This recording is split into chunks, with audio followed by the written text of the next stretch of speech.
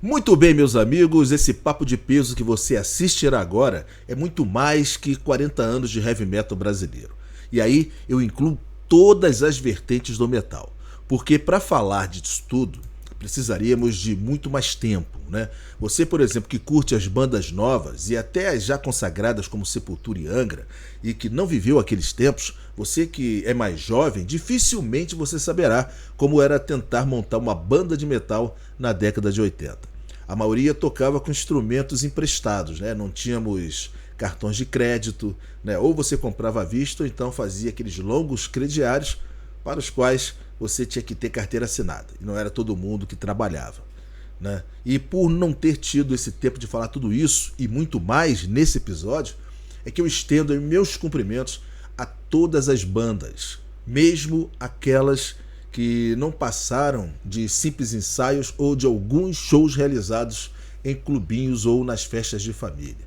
Eu mesmo montei uma banda, eu com a Octagon, né, o Marcos Larbos com a Rexor, tocamos em alguns lugares, sim, mas o destino quis que trilhássemos outros caminhos. Com essa banda eu tenho virtualmente, para vocês terem uma ideia, álbuns que poderiam ter sido lançados com letras e músicas quase tudo prontas, né? E que não saíram do papel, mas não importa. Essa memória que eu tenho daquela época, de tudo isso que eu tenho até agora, não tem preço. Outro exemplo, participei também de uma banda de Campo Grande, da zona oeste do Rio, chamada Barreira do Peso. Sobreviveu sim alguns lampejos, alguns shows, mas se não foi a primeira, foi uma das primeiras, das pioneiras na zona oeste do Rio. Influenciou muita gente e tantas outras bandas a gostar e tocar de metal. Eu entendo que tudo que fazemos, o mínimo que seja, pode marcar a vida de uma pessoa para o mal ou para o bem. Como sabemos, não sabemos. Passamos, envelhecemos e o legado que deixamos de nossa existência é infinitamente desconhecido. Nos anos 80 nós íamos aos shows no Caverna, no Garage, no Circo Voador ou na casa de vídeo do Catete assistir aqueles VHS com imagens horríveis, parecendo até filmes de terror, e encontrávamos com esses músicos no palco tocando e logo depois já estávamos conversando com eles, com esses nossos ídolos no backstage ou bebendo com os mesmos num bar, um bar qualquer aí do Baixo Gávea, né? Algumas pessoas que hoje se sentem deslocadas, isoladas do mundo, da sociedade, né? Diferente dos vizinhos, do colega da escola, diferente do colega do trabalho, até mesmo da própria família, e que hoje passam por causa disso tratamento psicológico muito forte e se entregam muitas vezes. Naquela época nós éramos os estranhos. Tatuagens, cabelos longos, discriminados de toda forma, e posso afirmar que o rock and roll, que o metal salvou a vida de muita gente. Naquela época a gente não tinha internet e mídias sociais e começamos a encontrar com gente do nosso planeta, né? Aos pontes da galera também, nos clubes da esquina da vida. Por isso que o canal agradece muito ao Marcelo Led e ao Marcos Larbos, que já passaram por tantas bandas e hoje estão na recém-formada Iatusa aqui no Rio de Janeiro. Ao Marcelo Pompeu, da banda Corsos, da qual assisti muitos shows, inclusive naquele evento imperdível do Teatro de Arena de Campo Grande, São Paulo, que merece até um capítulo à parte, um programa à parte. Eu e a galera da Brigada Metálica de Realengo estávamos lá. Ao Cláudio Davi, meu ídolo do Overdose, acompanhava sempre que podia. Tem até hoje o primeiro álbum da banda. E ao Ricardo Batalha, editor da Road Crew, a melhor revista do gênero. Qualidade impecável, tá? E por último, eu quero agradecer a você que está prestes a conhecer e conferir uma parte da história, uma pequena parte da história do começo de tudo. Muito obrigado. Dá o play.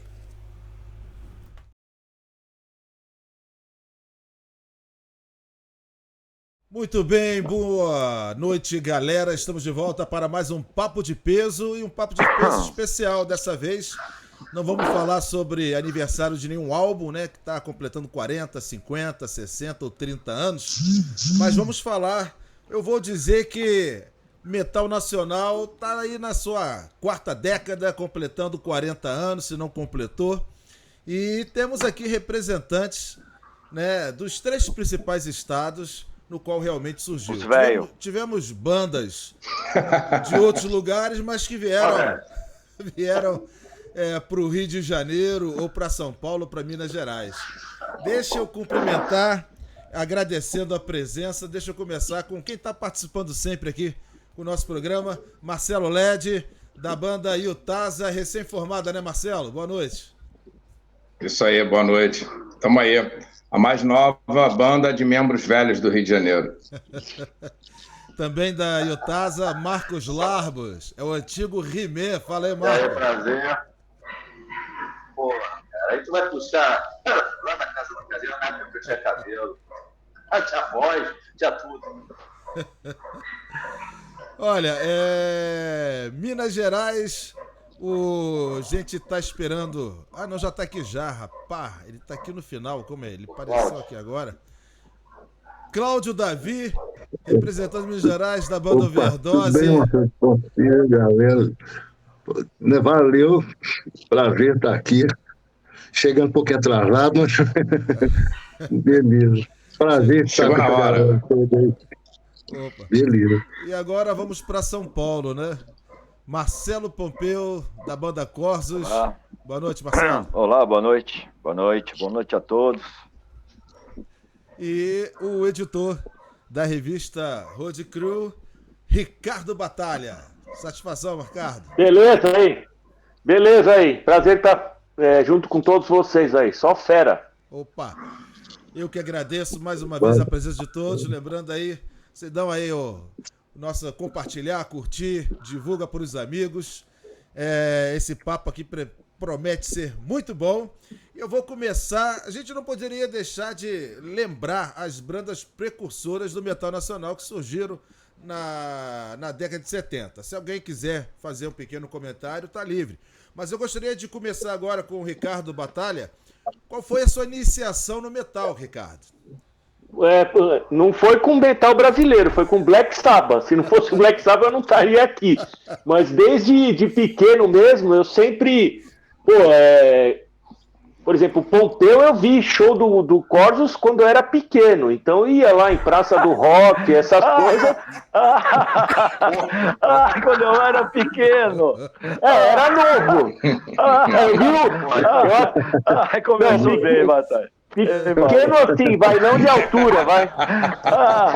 Assistiu o Centura que eu tinha 14 anos, sei lá.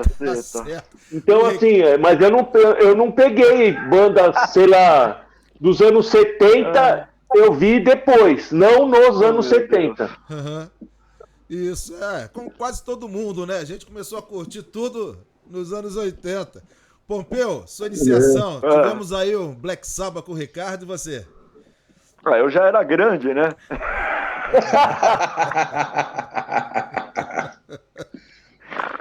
Eu já era grande, mas o meu caso é bem parecido com o do Batalha também. Eu comecei também ouvindo Black Sabbath. Pelo contrário, eu odiava qualquer rock, assim, né? A gente nem chamava heavy metal, né? Para os leigos não era heavy metal, era rock pauleira. Era rock pauleira, né? Eu odiava rock pauleira, até que eu fui para uma escola onde, os caras que se aproximaram de mim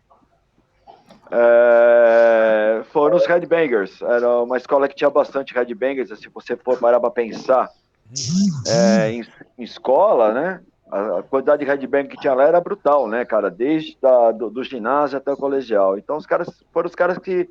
Eu era novo na escola, os caras que se aproximaram de mim para trocar ideia e me deixar num ambiente melhor dentro da escola foram os headbangers. Então, automaticamente, acabei sendo influenciado por eles. Quando vi, cara, naquele mesmo ano, eu também já era um deles, também já era headbanger. Cláudio Davi. Eu sou dos anos 70. Sou mais velho, então. Você já era velho? Na verdade, cara, o meu primo meu abriu uma loja, a primeira loja especializada aqui em Belo Horizonte chamava Pop Rock. Ele voltou da Inglaterra, morou 3 anos lá e trouxe 3 mil vinis na época. E abriu essa loja de rock, em 71. E aí, eu era novinho, tinha 5, 6 anos, e ele dava de presente pra gente disco de rock. Né? No começo nem tinha heavy metal, né? Assim, tinha muito progressivo, né? Tinha o rock pesado, até começando com o Deep Purple, essas coisas, né? Mas ele pegou Jimi Hendrix, pegou Janis Joplin e tal, e aplicava a gente, né? Progressivo. E aí, metal na época, né? As bandas mais pesadas era coisa de criança, né? O Black Sabbath também foi uma das primeiras que eu ouvi. Judas Priest, no começo. Pegando, até antes, cara, pegando época do Georgia, né, lá com o Brian Johnson, né, eu peguei essa época do começo de 70, cara, tinha as primeiras bandas, e aí, bicho, apaixonei com Kiss, né, era menino e tal, e Kiss era banda para menino, né, eles, na época do Dress to Kill, aí na época do Dress to Kill eu já virei fã de rock, assim, quando saiu o Dress to Kill já era fã de Kiss. Né, e depois veio, né, o metal todo, Judas Priest, né, outras bandas de metal, aí até os anos 80, que aí teve muita onda do trem. Depois a gente começou a ter um grupo pequeno, que aí tinha o pessoal do Sagrado Inferno, né, que é o Roberto Ufo, até um pouco depois, um ano depois e tal, mas teve um grupinho, né, de metaleiro, de meia dúzia que encontrava na pop rock. Aí, na época que o Kiss veio no Brasil, o trem estourou, né? Aí, bicho, já não era mais grupinho, a verdade, já estava tocando para quase 1.000 pessoas, né? Acho que o Corte também já estava, né, tocando para muita gente de São Paulo, né? A galera toda. E depois a gente demorou um pouco. né? Depois com o Rock in Rio acabou de estourar, né? Com o Rock in Rio, a gente já tocava para galera boa aqui em Belo Horizonte, né? Depois do Kiss. Porque antes, cara, era meia dúzia de metaleiro, na época não era nem metaleiro, porque não tinha nem Rock in Rio, né? De cara que gostava de heavy metal, né? Meia dúzia de amigos, que incluía neguinho de banda, das bandas de começo. Né? Primeiro Roberto Ufo, Sagrado Inferno, depois Max Igor, depois Wagner, Sarcófago, né? E fomos juntando. Aí o trem estourou, teve aquela explosão, né? A gente começou num barzinho, cara, encontrar essa galera, mas aí o trem foi crescendo, né? Com o Kiss, depois do Rock in Rio, aí o trem virou aquele movimento de encontrar 2.000 pessoas, né? Na Cogumelo, no bar, uma coisa bem grande mesmo, assim, em termos numéricos aqui, né?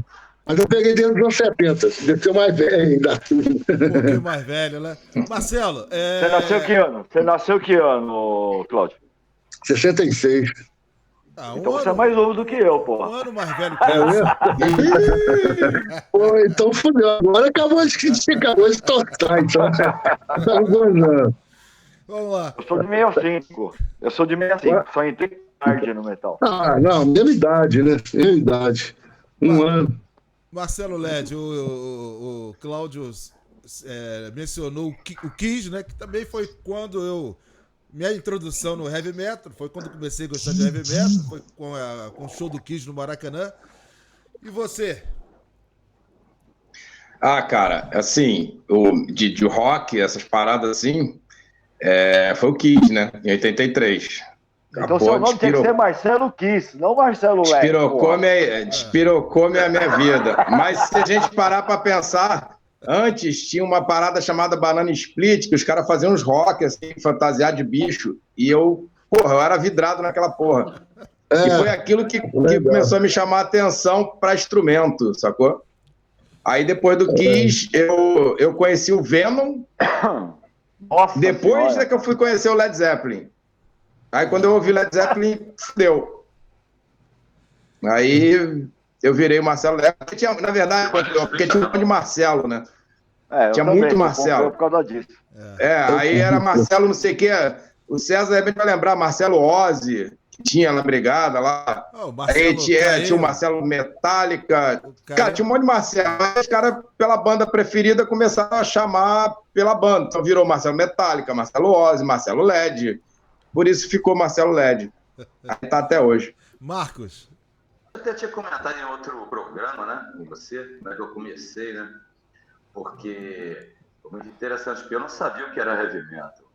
Eu tinha visto a fase do Kiss, mas eu sou de 69, né. Então, a primeira vez eu tinha uns 12 anos. Aí eu fui numa loja americana com a minha mãe. E, cara, não sabia o que era. O que aconteceu? Ela entrou por dentro dos álbuns, né? Fiquei alucinado com as capas. Não? Aí eu fiquei me perguntando, que merda é essa? Que tipo de som deve ser isso? Aí passou. Aí um belo dia tava propaganda da Rádio Fluminense e tava o Iron Maiden com o clipe de Number. Eu falei, bicho, quando eu vi aquilo, eu pirei. Eu falei, caralho, é isso! É esse o tipo de som que essa capa aqui é foda. Aí fodeu, meu irmão. Aí comecei, eu não tinha nem aparelho de som, não tinha nada. Comecei a pegar vinil sem saber o que eu ia fazer, fui colecionando. Cara, demorei, sem sacanagem, muito tempo a pegar a minha primeira picape com som. Aí até lá já tinha 50 vinis, velho. E foi assim o negócio, né? Foi mais pela atitude, pela imagem, e era o que tinha que ser. E foi uma coisa que casou perfeitamente. Uma coisa, o Cláudio não estava ainda aqui quando eu mostrei. Pô, eu sou um cara. A gente da Brigada Metálica Realengo, a gente valorizava muito as bandas nacionais. Então, ó, tem aqui o Consciência do Overdose. Legal. Mas, aqui, legal demais. Dorsal. Ué. E agora, meu amigo, eu não sou colecionador. Meus discos estão todos fodidos mesmo. Tudo a gente levava pra casa. Vulcano. Olha o Vulcano aí. Calibre 38. Puta. Azul Limão. Brucutu na bateria. Azul Limão, esse aí é o da Cláudia Raia na capa, hein? Os dois do Azul Limão. Sepultura. Caralho, eu nunca tinha ouvido isso. A capa foi inspirada na novela que a Cláudia Raia estava fazendo muito sucesso. Chave do Sol. É mesmo? É de verdade, isso? É verdade isso. Caralho. Não é mentira. Aqui, ainda tem Caralho. E eu tinha a fita do Bestial Devastation ainda, que era metade Sepultura, metade Overdose, como tinha também aquela que era metade Metamorfose e o outro lado Dorsal Atlântica, né? Então, cara, desde o início, eu sempre, gostei de ouvir as bandas nacionais, sempre dei valor, podia, a gente consumia. E eu queria saber de vocês a importância dos lugares de encontro, né? Porque Minas Gerais com certeza tinha, São Paulo tinha. No Rio eu lembro ainda do Caverna 1, São João do Meriti, depois Caverna 2, Botafogo, Caverna 3 em Madureira, Garage, Circo Voador. Então, aí, ó. E queria saber de vocês a importância, comentar um pouquinho sobre os lugares, né, de reunião da galera, as tretas que haviam. Vocês estão aí livres para comentar. Começar com quem? Ricardo? Opa! Então, lugar de shows, né, que tinha aqui, por exemplo, Rainbow Bar. Naquela época não era costume ir na Galeria do Rock, a gente ia muito mais na Woodstock Discos. E assim, tinha uma coisa que hoje em dia não tem tanto, que era festival de escola. A gente ia em vários, em escola mesmo, e aqui tinha shows. Nós começamos festival de escola também. Isso, tinha bastante por aqui. Até o Pompeu tocou, o Corsos começou em festival de escola, então era normal. Era o que tinha. No início. E aí a gente se encontrava nesses locais, assim. De loja era mais, aqui em São Paulo era o de estoque discos. Depois que foi para... Doutor Falcão ainda.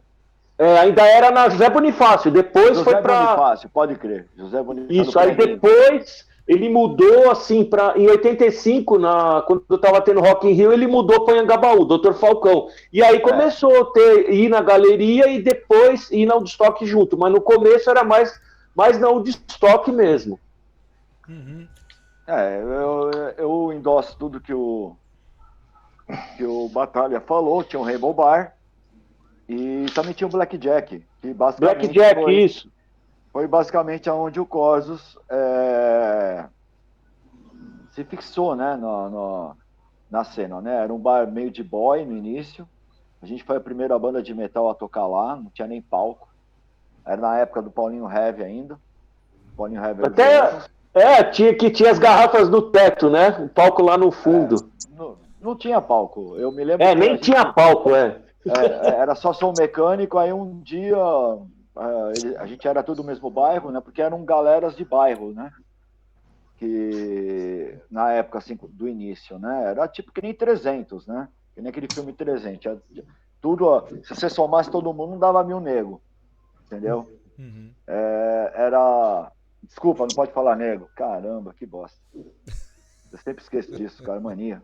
Mas era... Não chegava nem a 1000 pessoas, né? Não chegava nem a 1000 pessoas, né? A gente costuma falar que dava uma 1000 cabeças, 300 era cabeças. Era tudo assim, era várias turmas que tinha em bairro, né? Tinha o bairro, a turminha do Jabaquara, a turminha do Brooklyn, a turminha do aeroporto, e assim ia indo, na Zona Norte, e assim Moema. Indo, né?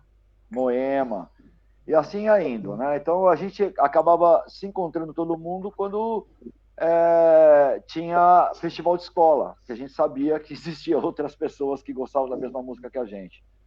E a gente foi formando a amizade, aquilo foi crescendo, né? O Corus basicamente se fixou no Blackjack, como eu disse, não tinha palco, nada. Um dia eu ideia com o Paulinho Rebich, falou, vamos lá fazer um som, não sei o que, a gente era black metal pra caramba. Foi meio assustador, mas deu certo porque foi aquela galera. A gente era sempre a mesma galera em todos os shows. E aquela mesma galera foi encher o bar dele e ele viu que era uma possibilidade de ter show ao vivo lá. Dali por diante, o Blackjack acabou se tornando um point da música pesada. E eu acho que, basicamente, talvez o Corus tenha sido a banda que mais tocou lá, né, naquele início do metal aqui em São Paulo, né? E a gente acabou se fixando ali, e geralmente era isso, né? A mesma história do mundo inteiro, né? Uma banda vai, se fixa num bar, toca pra caramba lá, vai ficando conhecido e acaba despontando pro resto do país. Foi a mesma coisa com o Corus. E a gente acabou descobrindo que o movimento estava grande aqui em São Paulo quando foi o lançamento do SP Metal, que teve um show no Serete que deu uma galera, bicho. Se não deu 1000 pessoas, chegou perto de. Que apareceu os headbanger e roqueiros, né? Um monte de bicho grilo junto. Foi a primeira coletânea de metal? Foi no lançamento da primeira, né? Porque era um sonho, né?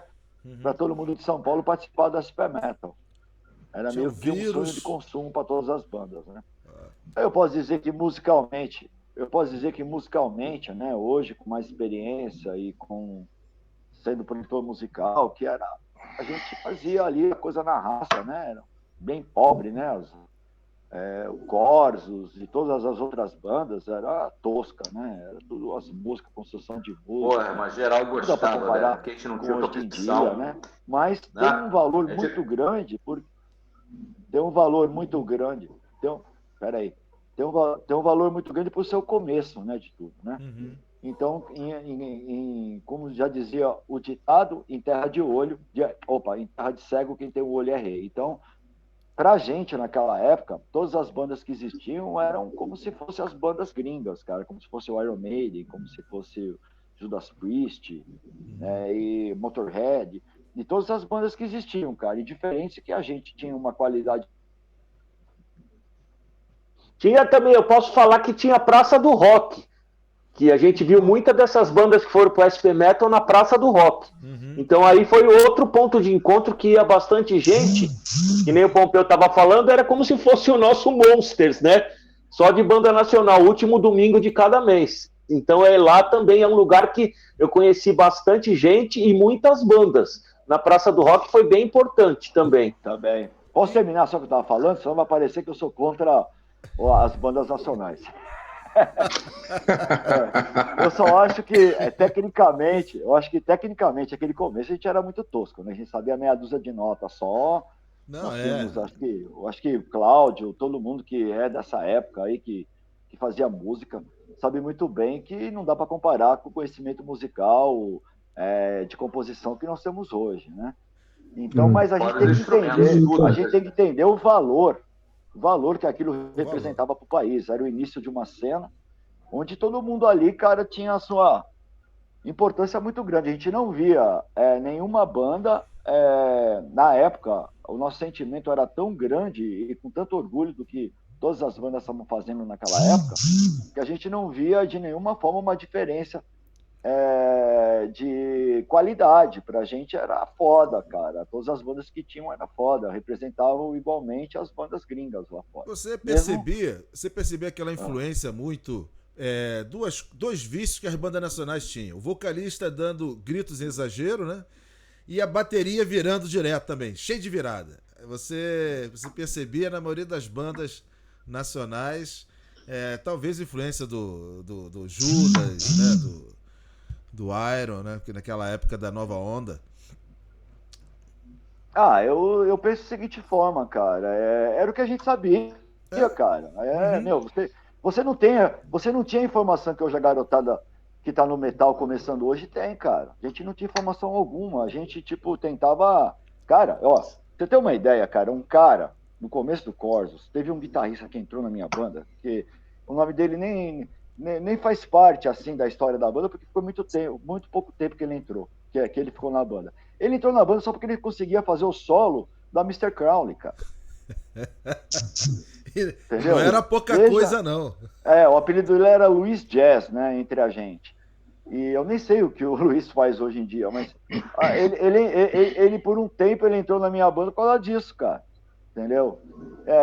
Porque conseguia fazer o solo da Mr. Crowley. Hoje eu acredito que qualquer guitarrista que começa, com a informação que tem, com os equipamentos, com toda a internet na mão, rapidamente consegue chegar a esse ponto.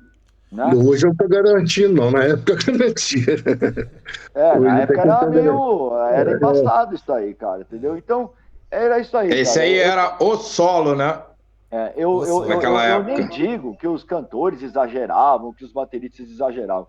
Era o que a gente tinha na mão, cara. Uhum. Era o que a gente tinha na mão, e se não fosse isso, talvez a gente não estivesse aqui no seu programa hoje, falando sobre o início da cena, né? Verdade. Então, eu acho que tem uma importância muito grande, tem uma história, tem um glamour, essas coisas, né, cara? Um sentimento que a gente, tinha.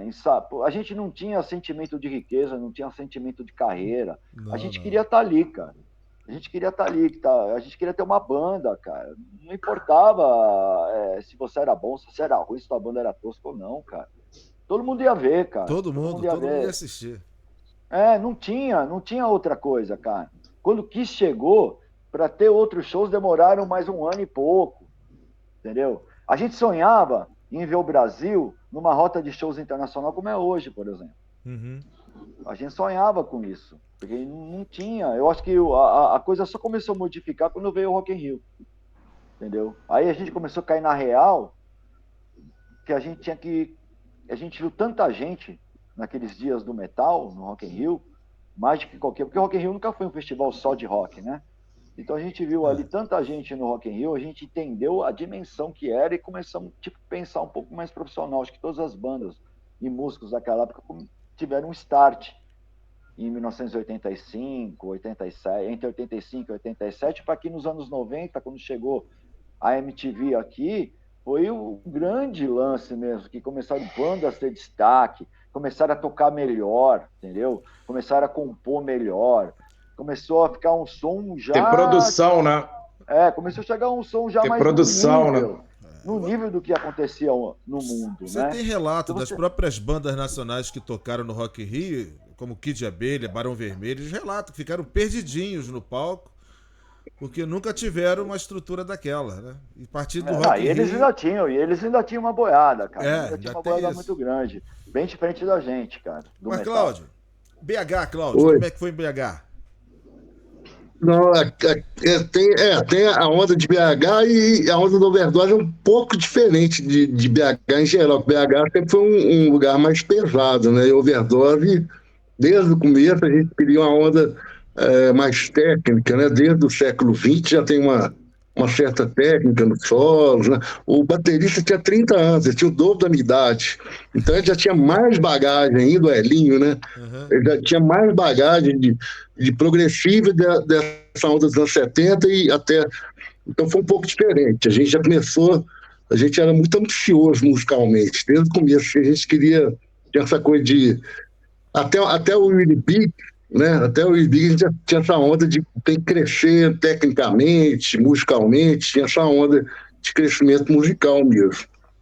Mas BH começou, né, essencialmente, assim, mais primeira semente nessa turma da pop rock que eu te falei, né, que encontrava lá 5, depois 8, 10 caras que gostavam de rock pesado, já era chamado de heavy metal, né? Já tinha esse rótulo, né?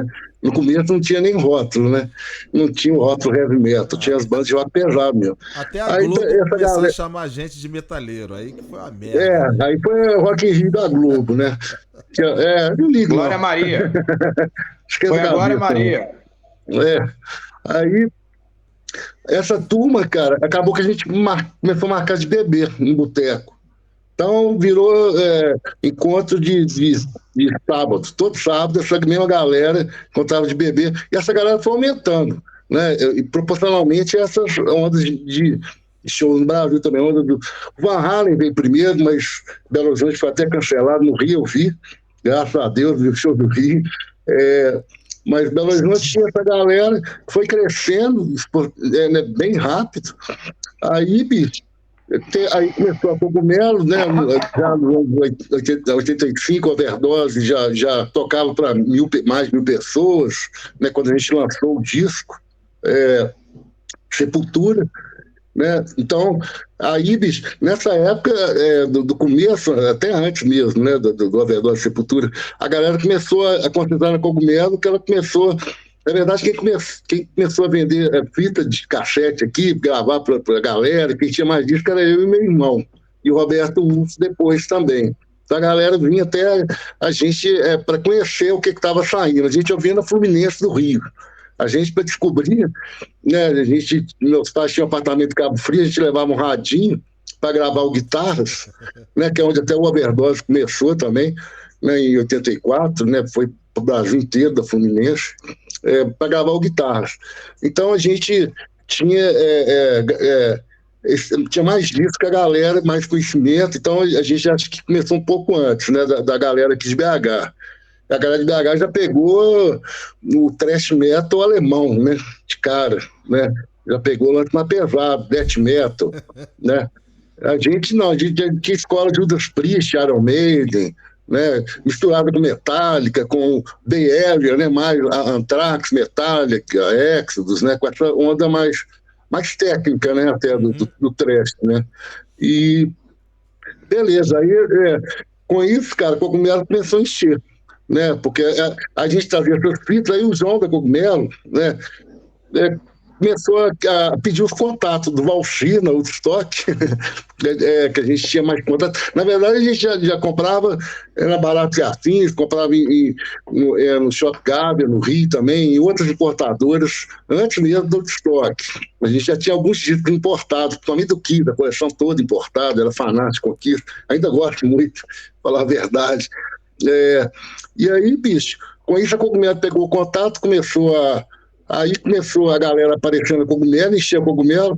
Aquele nosso encontro de sábado, cara, chegou no ponto de ter 2.000 pessoas de preto, assim, no boteco. Depois foi para um boteco maior, de esquina, na Savassi, né, que é bem conhecido aqui. Dava 2.000 pessoas, assim. E a Cogumelo e um neguinho lá para ver uma fita de vídeo, né? Era muita gente mesmo. No começo não tinha divisão nenhuma, né? Até começar a onda de trash, death, né? Até o começo não tinha divisão, então era legal que tinha gente de tudo quanto é lugar. Os shows nossos, a gente colocava 3, 4 mil pessoas, né? Nos shows, os shows eram um ponto de encontro muito forte também, né? Aí vinha pessoal de várias áreas, não tinha divisão ainda nem de área, nem de estilo, né? Então era muito legal. Foi assim, aí tinha esse encontro de quase 2.000 headbanger, né? Metal, né? Headbanger, metalhead, na Savassi, no sábado, e no domingo tinha Cidade Nova. Então, no domingo tinha outro encontro com a Cidade Nova, a galera ia toda para lá também. Aí o trem cresceu demais, né? Depois do Kiss, começou a ter corpo, depois estourou mesmo. Né? Mas a partir daí, a gente começou nos botecos, desses botecos foram crescendo, né? Aí nesse meio tempo, né, que estava rolando falado várias outras coisas. Então o pessoal metal levava a fita para o bar, para outros bares também, para ouvir. Então tinha uma galera de metal num bar, no outro, vários lugares.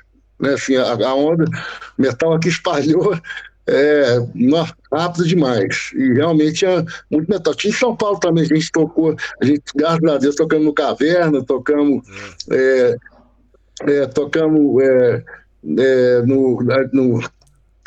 como é que chama, gente? Vila Carrão, né? Gente demais, assim, também naquela época, a gente ficou assustado, né? A gente até tinha pretensão de profissionalizar, né? Desde o começo tinha essa vontade de fazer uma banda profissional, né? A gente já concordou, né? Eu montei a banda com o Bozotti, chamei Bozotti, então tinha essa onda bem profissional mesmo. Então é isso, né? E com o crescimento foram os shows também, e aí outros lugares foram surgindo, né? E depois foi dividindo por estilo e dividindo por região também. Aí ficou mais regionalizado, e principalmente as divisões de estilo, que aí já não ia mais todo mundo, né? Depois de uns anos, aí começou a coisa do quem vai no show de uma árvore do metal não vai no show na outra, né? Então, segmentos, né? Mas é isso. Hoje Belo Horizonte, infelizmente, está bem morta, cara, para te falar a verdade. Assim, tristeza. Passou por isso tudo que o Pompeu falou, a questão, né, de festival de colégio, né? Depois começamos a tocar para 200 pessoas em festivais, outros festivais que eram particulares, o pessoal colocava a gente, não tinha a menor ideia de ganhar algum dinheiro com isso, né? A gente queria tocar, lógico. E aí foi crescendo, o público foi crescendo até a gente assustar, né? Quando a gente viu, cara, assim, tinha quase 1.000 pessoas vendo show, e depois do lançamento do Split Album, aí tinha mais de 1.000 pessoas vendo shows em vários lugares do Brasil, em São Paulo, né, no Rio, no Caverna. Então, cresceu muito nessa onda também, né, assim, desse grupinho que começou lá na Pop Rock, que eu te falei, aí passou para Cogumelo, cresceu demais, e a gente foi ficando um punhado de banda, né? O Itirama, Sarcófago, o próprio Sepultura veio um ano depois, né? Um punhado de banda aqui, Chacal, Mutilator, um punhado de banda aqui de BH, né? Ficou demais, né? Assim, todo mundo estava montando uma banda e a Cogumelo lançou, né? Sei lá quantas bandas, né? O pessoal mais radical, né? O pessoal mais radical e alguns mais aventureiros, assim, né? Estavam começando a tocar e tal, e o Pompeu falou, mas os meninos do Costa tocavam bem, cara. Os Silvio tocavam muito bem, eram bons guitarristas, né? O pessoal tocava bem. A gente cruzou. Ficou depois, né? No começo, Ave Maria. Ave Maria. Ó, SP Metal, a gente deu sorte com a Guerreiros do Metal, porque o resto das músicas, mano, era tristeza. Aquele Corsos Vermelho ao vivo, meu Deus do céu, o que é aquilo, cara? Não, mas aquela gravação também não ajuda, né? O que é aquilo? Não. Aí vem o Sonho Maníaco. Aí vem o Sonho Maníaco, o Black Metal também, nossa, cara, eram umas músicas que eram umas epopeias. Era assim, cara. Tá ligado? Eu acho que a coisa pra nós só ficou, como você tá falando pra vocês lá no início, quando a gente fez... Pay for Elias. O Pay for Elias é do caralho, né? É um disco experimental que deu... Mas o Mass Illusion já teve uma que deu vida ao Mass Illusion. No Mass Illusion a gente se encontrou e aí a gente tem uma carreira profissional. Mas até chegar nisso... Eu lembro que eu fui eu vejo hoje... Eu vejo esse show de horror musical hoje. Na época eu achava do cacete. Como eu achava todas as bandas do cacete também. Sabe? Então, a gente gostava, a gente ia assistir, a gente gostava realmente. Desculpa ter interrompido, aí continua aí, Claudio. Uma boa história. Não, acho que eu até pensei. Né? Não, eu não sei essa época. Eu conhecia vocês tocando bem. Eu fui ensaios seus, cara. E falei, nossa, os caras tocam bem pra caralho. Eu acho que é na época do Mass Illusion, né? Não é possível. Eu já tava com a paletada afiada. Falei, nossa, os caras tá paletada boa. Não, era nessa época gravado. Né? A gente gostava muito de tocar com vocês também, cara. A gente tinha uma amizade muito boa naquela época, né, Cláudio? Mas toda vez que a gente ia pra Minas, o Marshall que a gente tocava no seu. O meu Marshall era o único que tinha na cidade, né? Ficou sendo o único até Talvez no final dos anos 90. Acho que todo mundo tocou com o seu Marshall, né, o Cláudio? Todo mundo. Cara, nós dá quase que falar literalmente, porque é muita gente mesmo. Como é que as bandas aqui? Gravar, gravação, né? É isso mesmo. Era item raro, né? Mas... Nossa senhora, meu Deus. Vocês estão falando aí que vocês tinham um disco pra caramba. Disco importado. Eu era pobrão, cara. Eu só tinha fita cassete, mano. Não, a gente tinha fita cassete, cara. Da minha banda eu sempre fui pobrão, né, cara? Não, a fita cassete que a gente comprava nas revistas, né? A escola que eu estudei era escola de boy. Era escola de boy. Entendeu? O Headbanger era tudo. Os caras tudo boyzaço, cara. E eu só estudei nessa escola porque eu tinha bolsa de estudo, mano. Ô, bicho. Senão eu nunca ia ser Headbanger. Eu era filho de médico, cara. Meu pai era médico, então eu não era rico pra caralho. Poderia ter sido rico, melhor, mas não era melhor rico. do que minha mãe e meu pai, coitado. Minha mãe era telefonista e meu pai era almoxarife. Acho que nem existe mais essa profissão. Eu enfrentei até... Acabava enfrentando até hoje é tudo computador, cara. Nada, tem almoxarife ainda. Tem? Tem. E tem uma... Vocês estão falando dessa época aí? Tem um cara aqui que tá aqui embaixo, aqui, que, porra, tem vídeos clássicos de shows históricos, né? Né, Batalha? De filmar? Não, mas é que assim... Batalha... Vocês estavam falando de locais, uma coisa que tem que ser falado, que todo mundo ficou citando o Kiss... O Batalha era a única câmera que tinha em São Paulo. No começo era, né? Meu, e assim, todo mundo falou do Kiss, né? 83, faz 40 anos isso, e deixando claro que no heavy metal brasileiro, a gente, até essa época do Kiss, a gente tinha o Stress com o disco de 82, e em 83 teve um compacto do Vulcano, que agora foi relançado em vinil e CD, e também o Carisma com o Sweet Revenge, que foi o primeiro cantado em inglês. Só isso. Até 83 era só esses negócios que a gente tinha. Exatamente. Nunca mais vou falar. É o começo de tudo, né, cara? Não tinha registro pra metal, era só essas coisas. As filmagens eu comecei um pouquinho depois, foi final de 86, que aí eu peguei e filmei A Chave do Sol, e o Cordos eu peguei bastante show também, filmei muito, Dorsal, muita coisa. Eu lembro um show, cara, que a gente fez num clube no Morumbi, cara, que é um bairro aqui de São Paulo. Paineiras. Que o Batalha ele filmou, cara, e minha mãe e meu pai foram escondidos pra ver o que era a parada, assim, cara, e na filmagem do Batalha, assim, aparece meu pai e minha mãe entrando, assim, tá ligado, no lugar, tá passando, assim, por ele filmando, e meu pai e minha mãe passando, assim, sem saber pra onde ia, tá ligado? E aparece numas imagens aí desse Paineiras aí, cara, meu pai e minha mãe escondido pra saber se eu era maconheiro, se nós era tudo louco, se eu era vida. Verdade, cara. O lance de colégio aí que você falou, bicho, meu colégio acabou de ganhar o Enem. Confirmaram, né? O Santo Antônio, que é onde a Overdose estreou, né? O Colégio Santo Antônio é o colégio número 1 do Enem. Pra você ter ideia, tipo de colégio que eu estudava, cara. Nós tomava ferro pra caralho, né? Tomei 3 bombas, né? Mesmo estudando. Eu não podia repetir, cara. Eu era bolsista, sabe? Sempre eu era bolsista, cara. Eu não podia repetir, cara. Bicho, eu passava a noite eu passava a noite tocando guitarra e tal, treinando, né? Passava 12 horas tocando guitarra. E, então, bicho, tinha essa onda. O Colégio Santo Antônio era foda demais. Saiu o Jairo, né? De Sepultura, né? E nós dois, o Pepeu também, que é produtor da Rede Globo, produtor musical da Rede Globo, né? Quase seu xará aí. A gente, no começo do grupinho, cara, esses 3, né, chegaram, fomos os primeiros a chegar no grupinho até, né? Mas é isso, né? A gente tinha essa onda, né, de ter condição, então a galera reunia muito em volta de mim e do meu irmão. Meu irmão que era o cara até que articulava e tal. Eu fui mais pro lado da música, meu irmão virou empresário, né? É empresário da banda. Se deu bem. Tem um lance... lance que o Pompeu tava falando aí, do lance dos boys, que curtia metal e tal. Aqui no Rio, tinha uma parada interessante, que eu acho que ainda tem até hoje, né?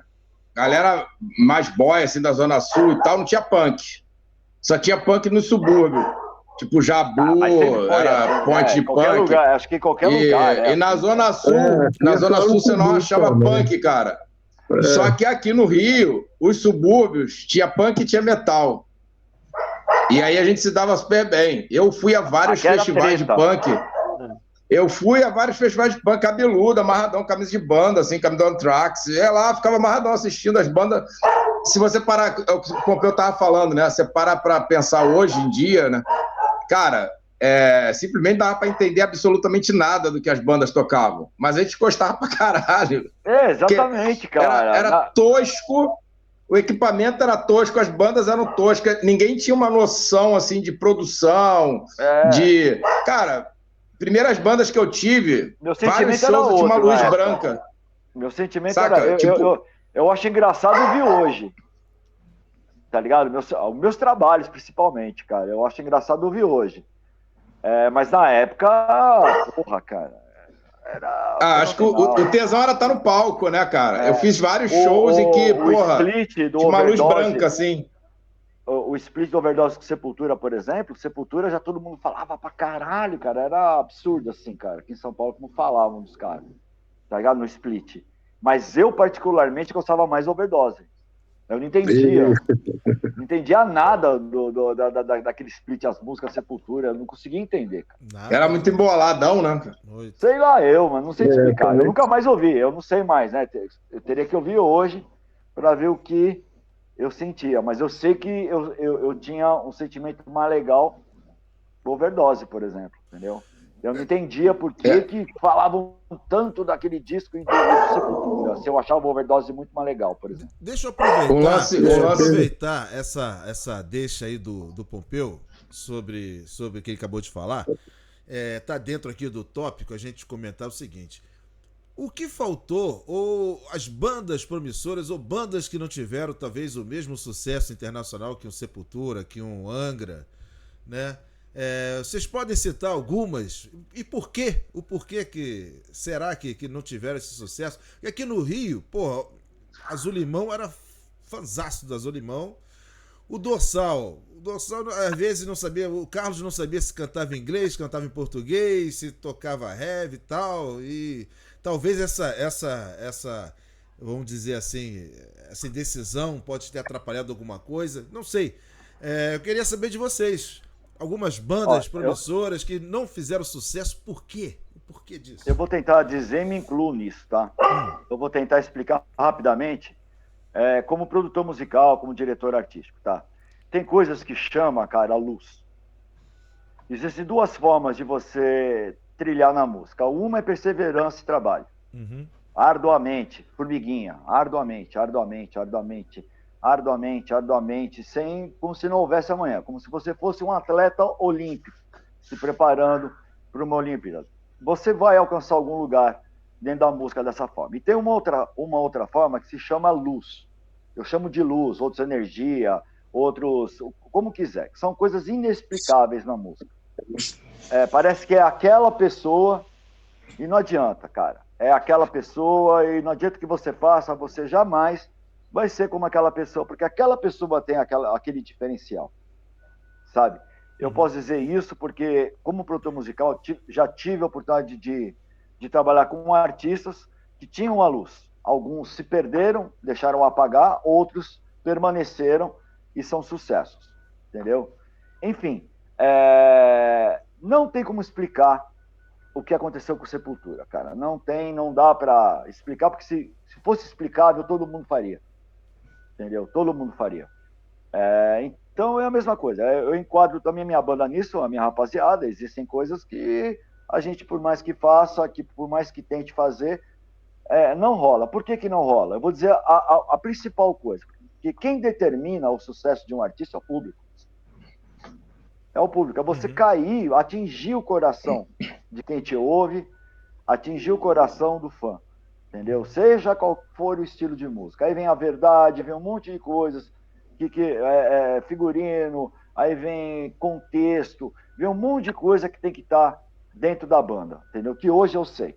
Antigamente eu não tinha essa ideia. Então, talvez, por falta de conhecimento e experiência também, muitas bandas se perdem e não conseguem, por mais bons que sejam, não conseguem chegar a um lugar de destaque. O que a gente tem que entender, cara, e isso eu digo para qualquer música, qualquer artista, que você tem que ser feliz com o que você faz. Se você faz com verdade, você gosta, você ama. A gente escolheu heavy metal. Heavy metal não é uma música pop. Ainda mais fazer heavy metal no Brasil. Ainda joga mais contra você por causa da tradição do país. Né? Então você já tem que entender, dentro da cadeia alimentar, aonde você está e quem você é. E você tem que ter orgulho do que você faz. Tipo, no caso da minha banda, não somos um sucesso como o Angra, como o Sepultura, ou até mesmo como a Cripta e o Nervosa hoje em dia. O Crisium, entendeu? Talvez não fizemos por merecer para ter um lugar de destaque, talvez não escolhemos a carreira internacional como principal foco, ou deixamos coisas pelo caminho.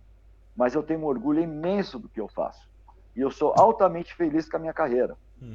Isso aqui não é recalque, não. Se fosse recalque, não estaria 40 anos com a minha banda em pé ainda. Perfeito. Entendeu? Então eu penso dessa forma. Então não adianta você entrar fazer heavy metal, sendo brasileiro, e achar que o mundo vai vir aos seus pés, que você vai ser um novo Sepultura, isso, aquilo, outro, que depende muito da opinião dos fãs. Até porque as bandas que hoje estão fazendo sucesso deve-se muito a vocês, porque fizeram heavy metal nos anos 80. Eu não tenho crédito. Eu não tenho crédito no sucesso de Nervosa ou Cripta. Tenho como produtor por ter descoberto as meninas. Entendeu? Mas não é por causa do Marcelo Pompeu que são. São que são porque tem luz. São que são porque tem um diferencial. E eu não sei explicar isso. Eu não sei explicar qual é esse fator. Mas são alguns músicos que têm. São alguns artistas que conseguem ter. Alguns têm uma luz maior, outros têm uma menor, outros têm uma média. Não importa, entendeu? Isso é uma coisa que é um fator que quem determina é a galera. E você percebe quando alguém é fora da curva. Tem os foras da curva. Não adianta a gente querer se enquadrar igual a fulano ou Beltrano, porque cada um é de um jeito, cada um é uma pessoa e cada um tem o seu poder de energia. Eu não sei explicar essas coisas. É difícil até falar sobre isso, porque é uma coisa difícil. Então eu acho isso. Eu acho que nem todos são tão sucesso assim como um dia o Sepultura foi, ou algumas bandas que são mais sucesso lá fora, por falta de competência. Não é isso. É porque, de repente, não são escolhidas como deveriam, ou a galera, por mais que você ache que você está abafando, a galera não acha, cara. Entendeu? E você tem que entender isso e continuar trabalhando, cara. E como eu já te falei, tem uma outra forma de você ser alguém dentro da música, seja o estilo que for, com perseverança.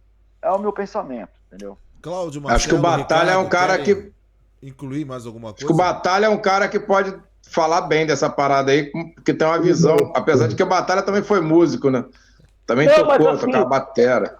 Eu concordo com o que o Pompeu falou, e além do que ele falou, tem as escalas. Porque eu considero vai pegando por Minas Gerais, tem uma fase do Overdose que era sucesso total, começo dos anos 90, aí tem o Sarcófago, o Vulcano, que é pioneiro do Brasil. O Vulcano, ele é sucesso, ele faz turnês regulares no exterior, ele é um pioneiro referência. Então tem bandas gringo, Noruega, tal, que ele cita Sarcófago, Vulcano como referência. Então, assim, não é o sucesso que o Sepultura foi sucesso mesmo, até pegando o que acontece com o Angra em alguns países, o Crisium, que o Crisium é o patamar máximo do death metal brutal que alguém pode chegar, é o Crisium. Eu entrevistei eles várias vezes e falei, vocês estão no máximo que dá.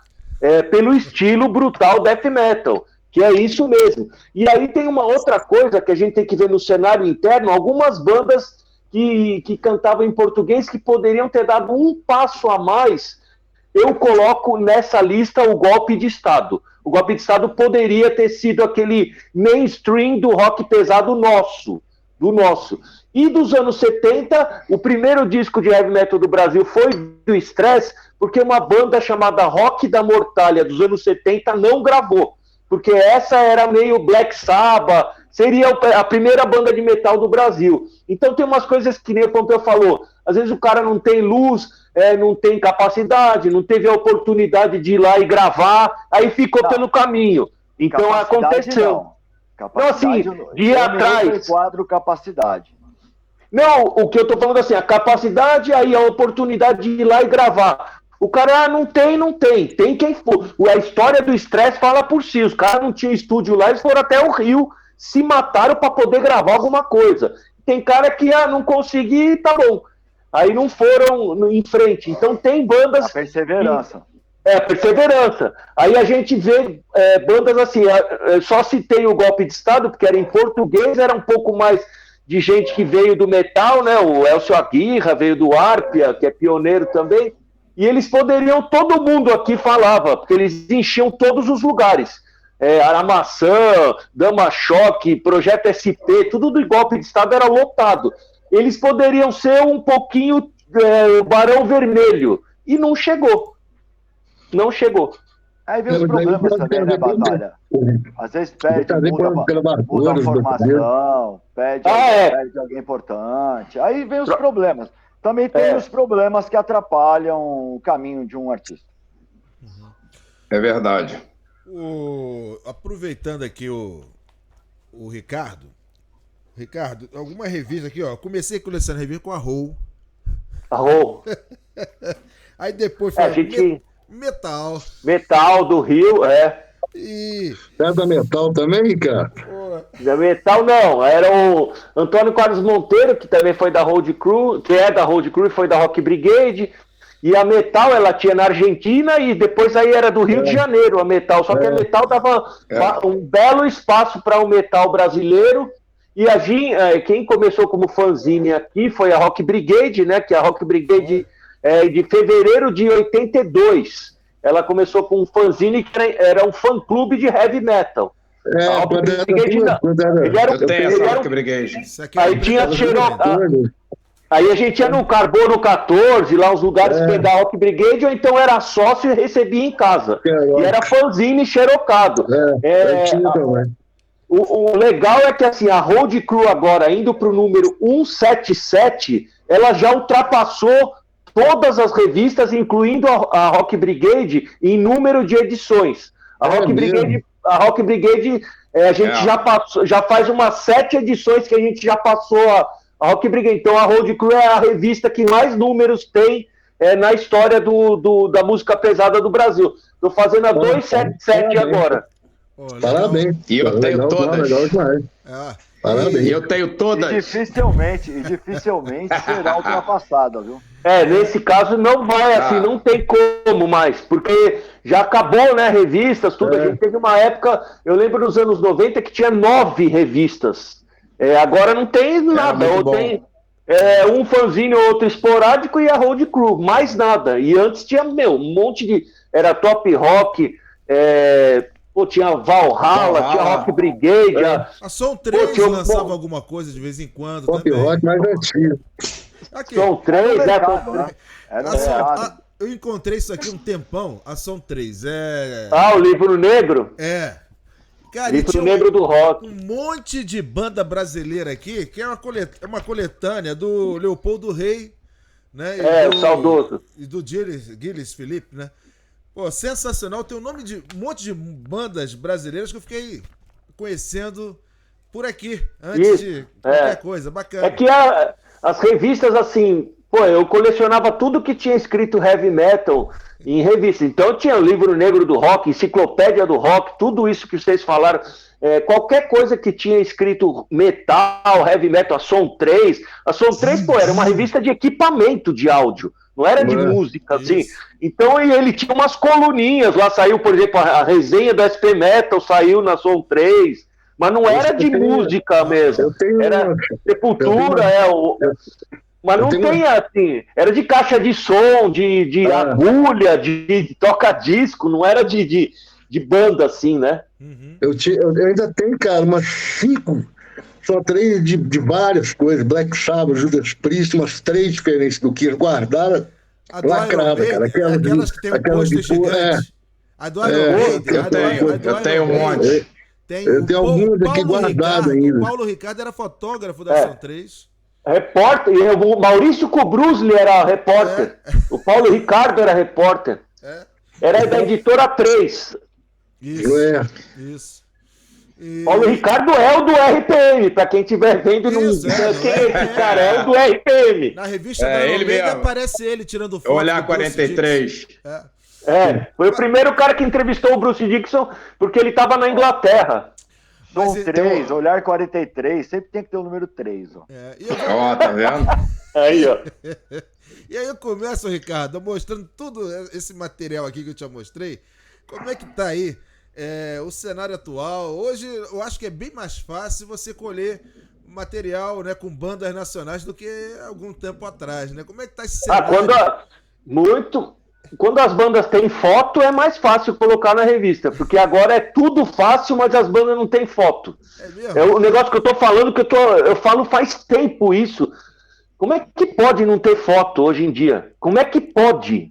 E aí, às vezes, com celular bom. Celular você tira, vai no muro branco e tira uma foto e os caras não tem foto. Aí fala assim, é um negócio que eu tô batendo firme, mas parece bobeira, mas é verdade. Tem banda que deixa de sair na revista porque não tem foto, aí troca a formação, tá com a foto antiga, aí você coloca a notícia da banda, ele reclama porque tá com a foto antiga, aí você pede uma nova, o cara não tem.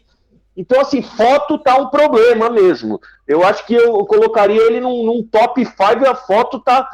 porque, produção, vamos pensar, a produção melhorou muito. Videoclipe melhorou muito. Cara que faz capa, melhorou tudo. O fotógrafo também melhorou. Só falta os músicos, tudo. A gente tem tudo. Agora tá faltando foto. É impressionante o primeiro trabalho das bandas novas. Se a gente for fazer um paralelo com o nosso começo, nossos primeiros trabalhos. É impressionante. É outro papo, né? É impressionante. Eu falo muito isso. Musical da molecada brasileira e do mundo inteiro também, né? Eu acho que é chovendo molhado falar isso, cara. Não adianta. Eu falo muito isso, Pompeu, aqui no Rio. E dizer, porque antigamente... Cara, vou falar a verdade. Eu sou saudosista. Eu gosto da época que a gente gravou o século XX, cara. A gente fazendo chino, tinha que acelerar o pitch da máquina e dar uma porrada no botijão de gás. Aí depois já que deu o pitch. Eu gosto dessa gambiarra de estúdio. A gente fez algumas também. Eu gosto da coisa. MacGyver. E da preparação, a gente preparava para gravar, ensaiava pra caralho, depois gravava certinho, né? E hoje é tudo diferente, Cláudio. Hoje é tudo diferente. Hoje em dia, bicho, hoje a vida do produtor é muito mais fácil, por exemplo. Eu também sou produtor, só que eu pego o pessoal mais cru. Então acaba que eu uso muita tecnologia de computador para pôr a galera com cara de gringo. Né? Exatamente. Depois, hoje a tecnologia era tudo. Quando não existia isso, a gente produzindo, a gente sonhava em ter isso. Aí a gente tem isso, e às vezes eu ouço muitos produtores reclamarem disso. Cara, porque... sei lá, cara, eu acho gozado. Na época, cara, a gente sabia tocar as músicas, né? Então a galera hoje gravando, usando muitos recursos, às vezes chega ao vivo e não consegue corresponder à qualidade da gravação. Mas aí é problema da banda, né? É onde você vai separar o trigo do mojo. Então tem essa coisa, dá mais facilidade. Mas, por exemplo, você pega um Cryer, que é uma banda nova, aqui de São Paulo. Sabe, você vai ouvir os trabalhos deles, cara, é umas músicas muito bem produzidas, muito cheio de coisa, bacana pra caramba. Você vai ver os moleques ao vivo, os moleques tocam pra caramba também. Existe. Tem os casos, tem o Motera também, tem a banda do meu filho. Cara. Nossa banda é boa, é muito foda. Então, tem que tocar direitinho. Vai muito. Mas- Agora, tem muita. Essas bandas são muito transformadas, até porque o produtor ali, cara, tá vendo que a banda é uma porcaria, cara. Os caras não estão no nível para fazer o trabalho que, de repente, contrataram o produtor, pagaram o cara tem que fazer alguma coisa. O cara não pode chegar e falar assim, não vou fazer mais porque vocês são toscos, tem que voltar para casa, se preparar, tá o seu dinheiro de volta. Pô, você já pegou a grana, já gastou, meu irmão.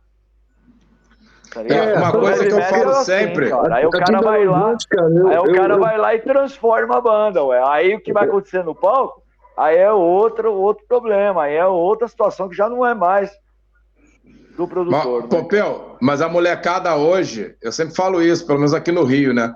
Cara, pô, vocês tocaram, Cláudio, vocês tocaram no Caverna. Porra, os equipamentos eram bem toscos nos anos 80. Hoje em dia, qualquer buraco que você vai tocar é cabeçote, caixa de guitarra. É legal, o moleque quer começar a tocar guitarra. Tem, mas o moleque quer começar a tocar guitarra. Pô, ele comprou uma Jackson. Porra, quem comprava uma Jackson nos anos 80? Então eu falo sempre, o caminho hoje é mais fácil. Eu vou dizer uma coisa pra vocês. Até naquela onda que eu tava falando de ter acompanhado o metal. A guitarra foi a mesma coisa, cara. Eu consegui uma guitarra, fiquei anos tentando ganhar uma guitarra, apesar de tudo. Anos tentando ganhar uma guitarra. Quando eu consegui ganhar a guitarra, cara, eu nem sabia que existia distorção. Então eu tive que descobrir. Porque não tinha revista, não tinha videoclipe, não tinha nada disso. Cara, você comprava instrumento. Eu comprava instrumento. Isso que foto, né? Quando muito foto, mas era mais cedo um pouco, né?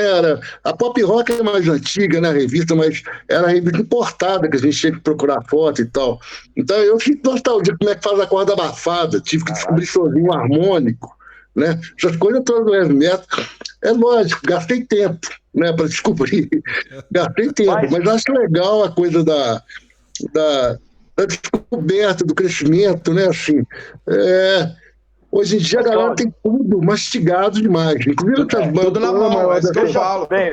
E veja bem, Cláudio, hoje os guitarristas jovens, eles têm você, Eduardo Anui, tem o Kiko Loureiro, tem, uma série de músicos dessa época, muito bons, que hoje se tornaram magos do instrumento como você, entendeu? E tem aí videoaula, dá toque na internet. Então a garotada tem vocês ainda como professores. Então eles não precisam passar por o que a gente passou, cara. Eu acho que o maior problema do pessoal... Jamais vão passar, porque a cabeça dos caras, os caras não conseguem entender. Eles sabem o que aconteceu, mas eles não conseguem entender de forma alguma o que nós vivemos no início. Na cabeça deles não entra isso. Eles acham porque eles vivem em outra época, né? Exatamente. No mundo deles vivem em outra época. Não existe o que a gente passou. Não faz parte. Eu falo para alguns moleques aqui no Rio, né, que eles querem ser oitentistas. Aí os caras se caracterizam, né? Se vestem igual aos anos 80, eles só compram vinil e não sei o quê. Eu falo, cara, não adianta. Você pode fazer tudo isso, mas você nunca vai saber como é que era, velho. Eles só querem assistir VHS. Porra, cara, eu queria ter 25 vocês nunca vão saber como era, sacou? Eu queria ter 25 anos hoje, eu queria ter 25 anos hoje com a minha banda Corvus, com a formação que eu tenho hoje, mas só que com 25, 30 anos tava bom.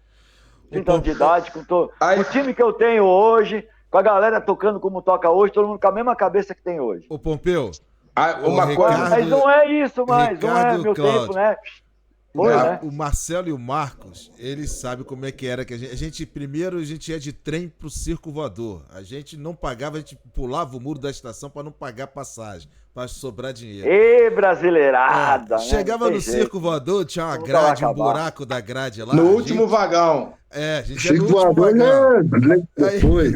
Tem garagem. No circo voador, circo voador, eu tenho só ótimas memórias do circo voador. Chique demais. Nós tocamos lá também. Aí tinha um buraco na grade que a gente, quem é o primeiro que vai passar? Que vai 0 e 1. O primeiro que passasse ia ser pego pelo segurança, os outros passavam sem ser pegos, entendeu? Tinha isso. E tem o do Circo Voador, cara, uma cena, cara. Robertinho do Caverna, porra. O Circo Voador, quando o Robertinho do Recife lançou o Metal Mania, ele foi tocar lá. Aí o Perfeito Fortuna foi anunciar ele no Circo Voador. Cara, foi uma cena hilárica. Com vocês, Robertinho do Recife, todo mundo cantando a música do Elefante. O elefante fica muito mais. Cara, mas por quê? Mas por que isso? Ele tinha feito, ele gravou a música do Elefante antes de gravar pro Heavy Metal. Acho que foi no Balão Mágico. Balão Mágico, com a turma do Balão Mágico. Foi com Balão Mágico, eu acho. Porra, e todo ele mundo fez as músicas da Xuxa, né?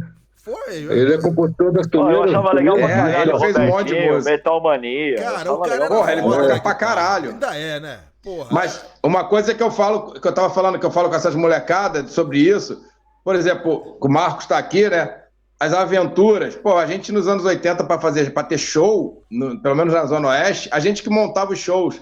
Então a gente passou por uma aventura, uma vez meu pai tinha um Fiat 147. A gente tocava, era tudo. E a gente levou um palco enorme, um monte de perna de 3 de madeira, todo desmontado dentro de uma Fiat 147, eu dirigindo, o Marcos e o Fabrício, que também é guitarrista do Taza, a gente dentro do carro. Aí o pneu furou, meu irmão, na curva, e não tinha como tirar aquilo para pegar o step. Aí a gente saiu um para cada lado procurando um borracheiro para poder achar o cara para consertar aquele pneu para botar de volta, porque não tinha como pegar o step. Cara, a gente montou um palco, foi num dia, aí no dia seguinte teve um show num lugar chamado Bar do Paulinho, em Realengo, e era tudo de terra, assim, cara. Porra, era Blockhead, né, que era a banda do Marcos e do Fabrício. Eu tava de hold do Blockhead e o Prophecy, que era uma banda bem antiga aqui do Rio também. Porra, o Rogério do Prophecy, cara, eu me lembro, o cara comprou peça por peça e montou uma puta guitarra foda pra esse show, assim, que ia ser a guitarra dele.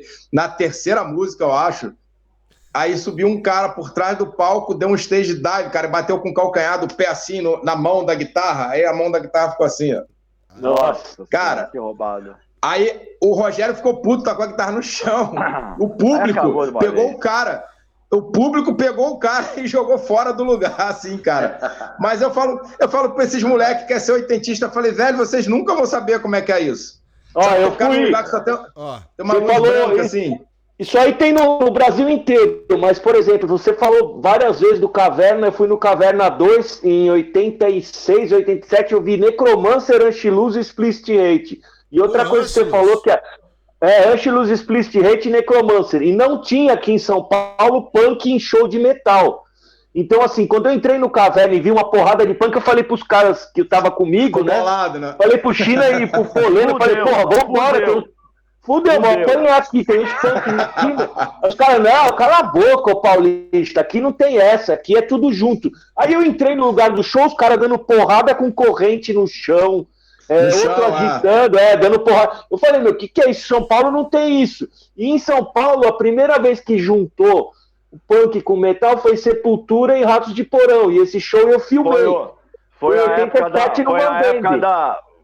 da. Como eu posso falar? Da paz. Foi a época do começo da paz. Foi decretada a paz. 87. Século de Péricles. Aí foi. Depois aí foi. Esse aí tava todo mundo apreensivo, né, no dia, todo mundo, inclusive as bandas, tudo, mas as duas fizeram shows, assim, excelentes, e aí teve esse registro, agora juntou. Alguém tinha que ter tido essa coragem, aqui foi o Ratos de Porão com Sepultura pela amizade que eles estavam também na época, que eles iam o Ratos ia para BH direto, então foi a amizade que juntou, porque o Pompeu também deve lembrar isso, pô, tinha lojas... do Fábio, do Olho Seco e tal, você não podia ir na outra galeria Cabeludo, porque você ia arrumar treta. Então eu tinha que... sempre adorei hardcore também. Mas foi fácil, eu tive que... pô. Foi fácil, não, eu tinha que chegar com um cara... era de Minas. Rato gosta de queijo. Os melhores queijos do Brasil tá em Minas Gerais, mano. Juntou. Cachaça também. Não, mas era. O lance do punk, assim, por exemplo, Cabeludo, eu não ia na galeria lá comprar disco de punk, hardcore, lá, Ristetite, Ratus. Eu tinha que mandar amigo meu que era cabelo curto ir lá e subir, falar para mim na volta o que tinha lá, eu dava a grana e ele ia lá, comprava e voltava. Olha que palhaçada, né? Hoje era só printar. Hoje era só printar e fazer o pedido que chegava na tua porta da sua casa. Verdade. É verdade. Tinha Olha uma a loja aqui no diferença, Rio. cara. Olha a diferença. Tinha uma loja aqui no Rio chamada Frogs, lá no Meia. Lembra disso, Marco? Lá da Frogs? Do Thorsten. E, porra, lá vendia. Lá eu comprei meu primeiro disco do Motorhead e foi a primeira vez que eu ouvi Dead Kennedys.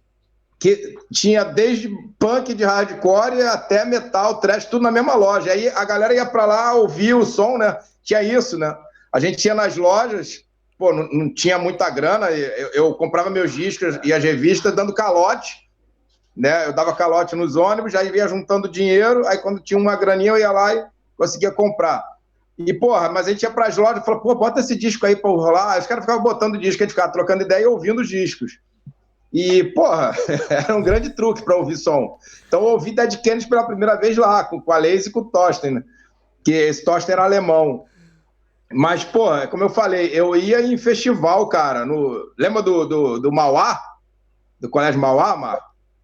César, tu lembra? Lá em Marechal? Mauá, então, porra, eu fui nos festivais punk lá, cara, que era papo assim de 23 bandas tocando. Cada música tinha 10 segundos? Dava pra tocar umas 50 bandas. E era tipo de 4 da tarde até 8 da noite. Então, tipo, era meio isso aí mesmo. As músicas tinham 1 minuto e pouquinho. Só que, pô, na época eu curtia muito. Aquele monte de punk, aí o cabeludo... Tinha alguns outros caras também cabeludo que iam. Camisa de banda de metal tal. No meio não tinha treta.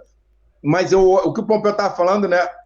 Hoje, eu paro pra lembrar daquilo... E eu fico pensando, cara, eu não consigo diferenciar nenhuma música de nenhuma banda. Nenhuma. Pra mim era tudo igual, porque eu não conseguia... O som era muito ruim. Era uma luz acesa, branca. Mas esse muito ruim... Mas o tesão do negócio era muito foda, cara. Mas esse muito ruim da época, Marcelo, o que tinha na nossa mente, costume auditivo, cara, era bom, cara. Era bom pra caramba. Sim! Você entendeu?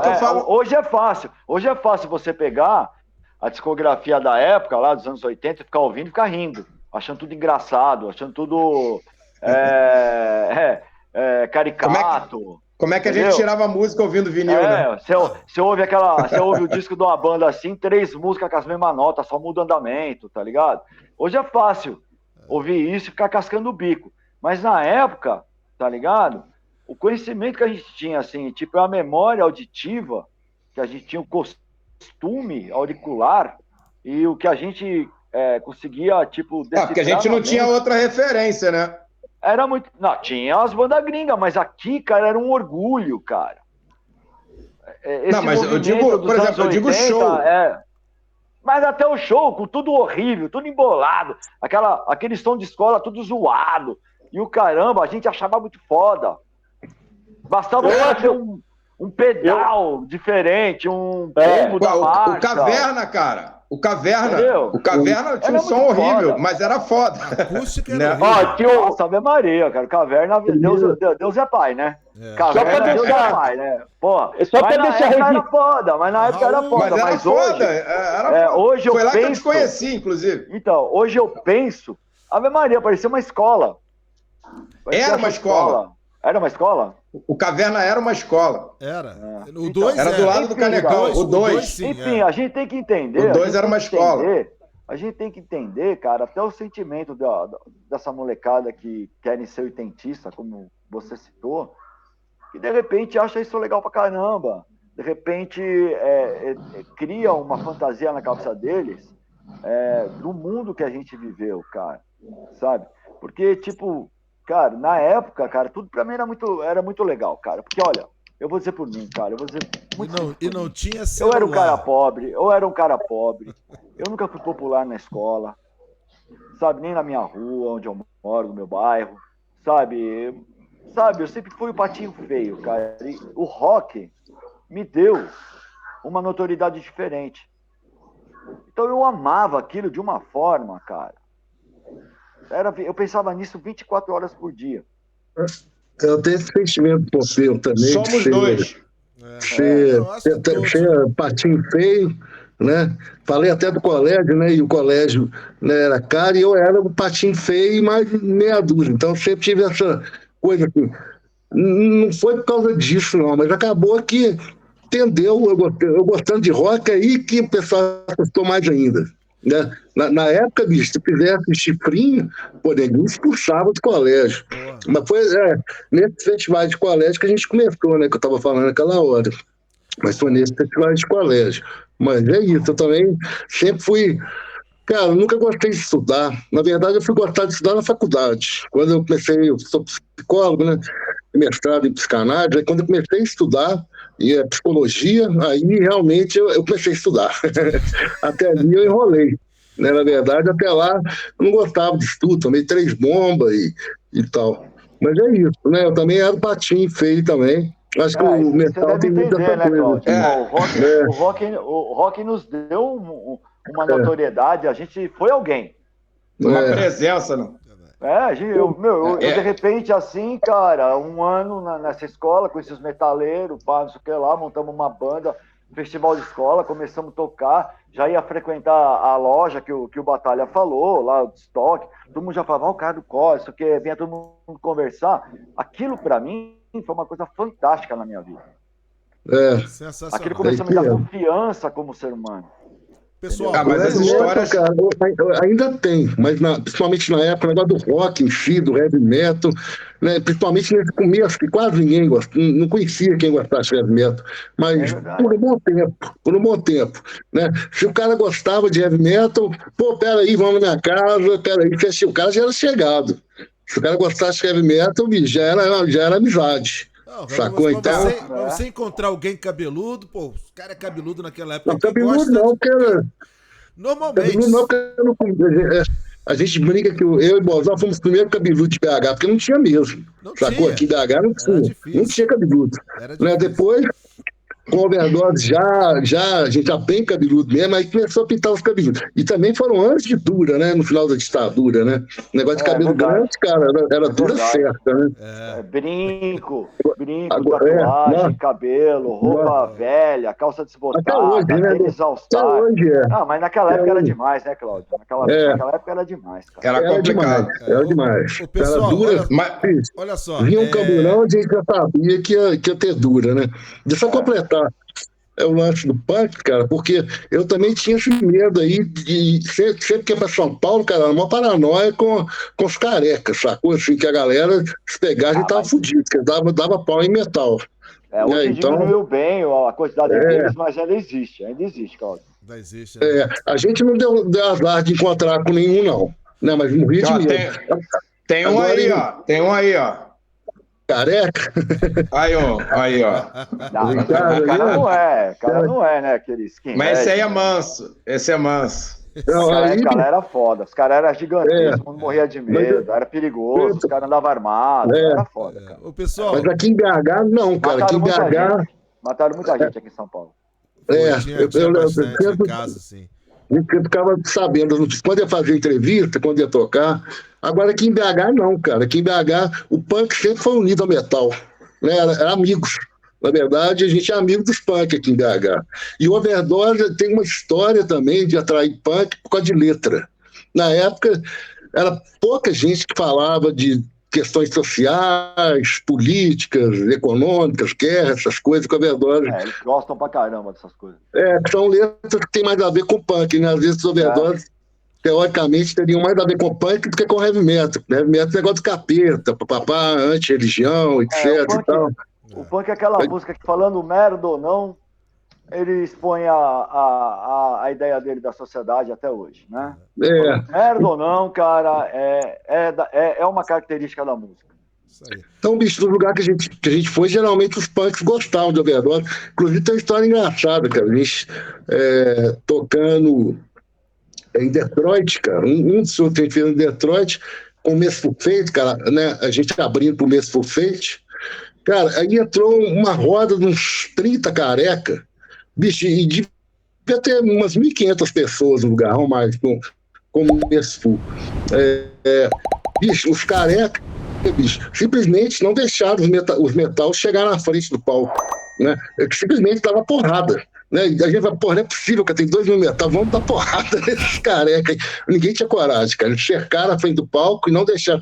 E a gente fala, no show do Merciful Fate, a gente falou, nós estamos fodidos, né, velho? Esses caras vão acabar com o nosso show. Ô, velho, a hora que nós fomos tocar, a galera foi pra frente do palco, bater cabeça. Depois do show pediram autógrafo pra gente. Eles estavam lá pra ver o Overdose, cara. Por essa questão das letras mesmo.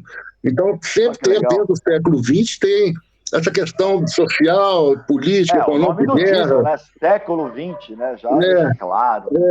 A gente é meio niilista assim, com letra, né? Às vezes, uma ou outra, mais de Fernando, é mais otimista, né? Até fiz um agora que vai chamar Século XXI. Se Deus quiser, vai sair aí para comemorar os 40 anos da Overdose, cara. Que acaba sendo uma evolução do século XX, né? A letra é mais ou menos isso e é até um pouco mais otimista, né? Mas ela tem sempre esse lado de acusar, o lado rebelde, um lado meio parecido com o punk mesmo. Então a gente sempre deu sorte com o punk, na verdade. Mas morria de medo da galera de São Paulo, porque lá a gente sabia que a galera dava machadada, bicho. A gente tinha medo de tomar machadada dos carecas. Pessoal, olha só, nós estamos com 1h20, mais ou menos, de gravação, e o Ricardo tinha comentado antes que ele tinha um compromisso. Não sei como é que tá teu tempo, Ricardo. Eu só queria... Eu preciso... Eu também. Eu preciso sair também, isso que eu ia perguntar, César. A única coisa que eu quero é deixar um negócio registrado, porque a gente falou bastante de anos 80, numa história do... assistam o documentário Brasil Heavy Metal, aparece até o Cláudio falando, pô, eu fiquei namorando essa guitarra Jackson aqui um puta tempo e depois comprei, porque é uma coisa que a gente, Pompeu lembra, todo mundo, a gente ia às vezes no Blackjack, no Rainbow, pô, aquela banda lá é o cara que tem Marshall, aquela banda é o cara que tem... A gente ia olhar instrumento importado. Olhar. E isso, assim, eu nem sabia se a banda era boa ou não, mas é a banda do cara que tem o equipamento tal, prato tal, bateria tal, e o Cláudio é testemunha que falou que ficou namorando a Jackson lá e tá no Brasil Heavy Metal. Então, assim, o que faltou aqui... Era a galera que tinha depois do momento, né? Essa galera que eu tinha o primeiro macho, mas até lá, né? Era a galera que tinha uma Fink, né? Aí depois descobriu distorção, etc e tal. Mas depois eu passei a ser o cara que pesquisava tecnologia e tal, trazia para cá, né? Para BH, especificamente. Mas veio gente até de São Paulo gravar aqui. Veio muita gente de São Paulo, do Rio, gravar aqui em BH, porque o estúdio acabou ficando famoso, né? O JG. O Brasil Heavy Metal tem Estresse, Santuário, Metamorfose, Cérbero, Vírus, Taurus, Salário Mínimo, Patrulha do Espaço, Centúrias, Árpia, Viper, Chacal, Corsos e Vulcano. Tá bom demais, né? César, eu vou ter que sair, que eu tenho um compromisso. Eu assisti. Cara. Não, vamos então, vamos encerrar. Eu acho que a gente falou bem, falou bastante. Né? A ideia realmente... Menos o Marcos. Continua sem mim aí, cara. Marcos, eu falei pra caralho. Né? Quando eu ia botar o Marcos, ele caía, a internet dele... Pois é, pô. Mas parece que ele tá no meio do mato, não é isso, Marcos? Vamos lá. Ricardo, vamos então pra... Literalmente no meio do mato. Ricardo, eu queria agradecer a sua participação, tá? Eu que agradeço, papo legal com todos vocês. Só para também deixar registrado que é o Paulo Dé Pinheiro que fez a capa do Azul Limão, que é a Cláudia Raia na época, Azul Limão Vingança. A Cláudia Raia na época, ela era da novela Rock Santeiro e tinha feito sua terceira capa de Playboy. Então, só para deixar registrado, que às vezes o pessoal olha aí, ó, é essa capa mesmo, Paulo Dé Pinheiro, e é a Cláudia Raia guerreira ali, ele que se inspirou nela. Então, é histórias do nosso metal que às vezes não é todo mundo que sabe de onde veio, e eu acho legal esse tipo de coisa. Então, obrigadão pela oportunidade. Eu também quero agradecer a todo mundo, agradecer ao César, aos meus amigos aqui de batalha, os guerreiros do metal que estão aqui, que é o Batalha, o César, o Marcelo, o Marcos e o Cláudio. Um grande abraço para todo mundo que está assistindo. Muito obrigado pelo espaço, pela oportunidade. É uma honra estar aqui com vocês, poder ficar aí um tempinho falando sobre heavy metal. Grande beijo no coração de vocês e Zui. Obrigado, Pompeu. Cláudio, Davi. Cara, é agradecer a oportunidade, cara, de estar no programa e estar com essa galera fera demais aí, né, das antigas aí, bicho, e poder ter um espaço para falar do metal. Valeu demais. Acho que é isso. Obrigado a todo mundo aí também pela participação. Muito orgulho, assim, muita honra, uma honra estar com vocês aí. Valeu pelo convite, cara. Obrigadaço aí. Cara, a honra toda minha. E não se esqueçam, assista meu programa, o Popscast, no YouTube. Eu assisto. Eu também, porra. Boa. Depois vocês Se inscrevam no canal. Depois vocês me passam uma foto de cada um na hora de eu montar o thumbnail do programa, tá? E o link do programa de vocês, de tudo que vocês fazem, que aí eu coloco junto também para divulgar. E a gente sempre grava no canal também. O Marcelo, o Marcos participaram comigo. Gravamos o quê? 40 anos do Black. Do Venom. Né? Do Black Metal. Do Slayer. 40 anos do Slayer.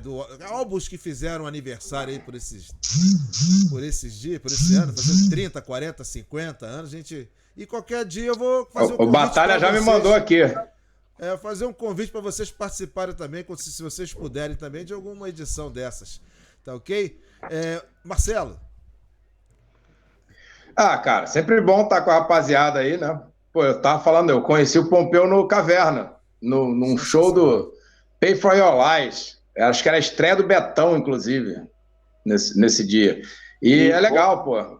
Eu conheci o Batalha em 98, eu acho, numa Expo Music, no stand da Road Crew. Batalha tava com o cabelo curtinho, assim. E é muita coincidência, porque eu filmei o show de estreia do Betão no Dama Choque e ele tava de cabelo curto ainda. Tocaram vários Slayer. Porra!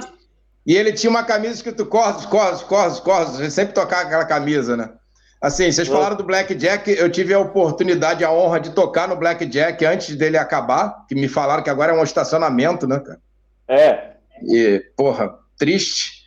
E Cláudio também, que, porra, eu sempre curti muito Overdose, também tive a oportunidade de conhecer e tal, e, porra, é muito legal, pelo menos pra mim, né, que o Pompeu tava falando um negócio de ser o patinho feio, né, cara? Eu era o trouxa da rua, porque eu não gostava de brigar.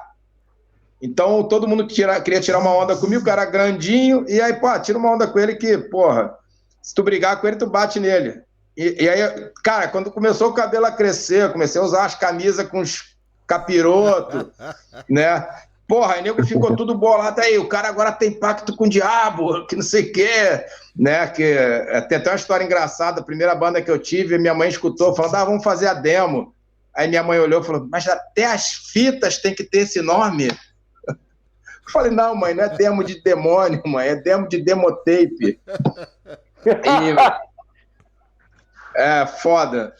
Né? Minha mãe sequestrou meu Celtic Frost do Megatherium por causa da capa. Aqui, ó. Tô com ela. Porra. Ó, essa mesmo. Eu tenho esse álbum. Eu tive que sequestrar um Roberto Carlos dela e fazer uma troca de reféns, né? Até porque o disco nem era meu, era emprestado, cara.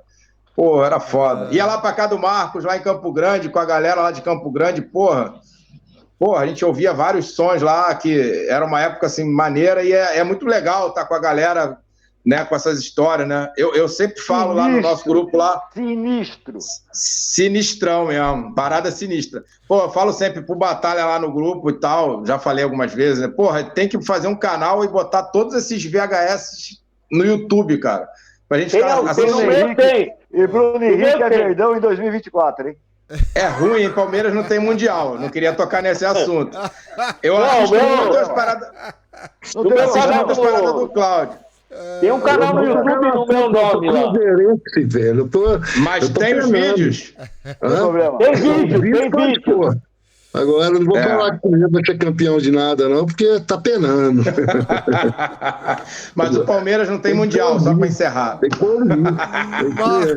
Marcos Larvos. Fala aí, meu irmão. Mas nos últimos anos, ó, não tem mundial, mas nos últimos anos, ó, como é bom ser palmeirense. Pena que agora tá na decadência. Marcos. Tudo são fases, as fases são assim. Mas o que eu acho é que, pô, essas experiências são impagáveis, né? Que todo mundo viveu esses anos todos, né?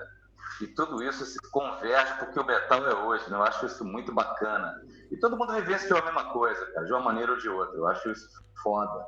E foi muito bom estar com vocês ouvindo as experiências de cada um.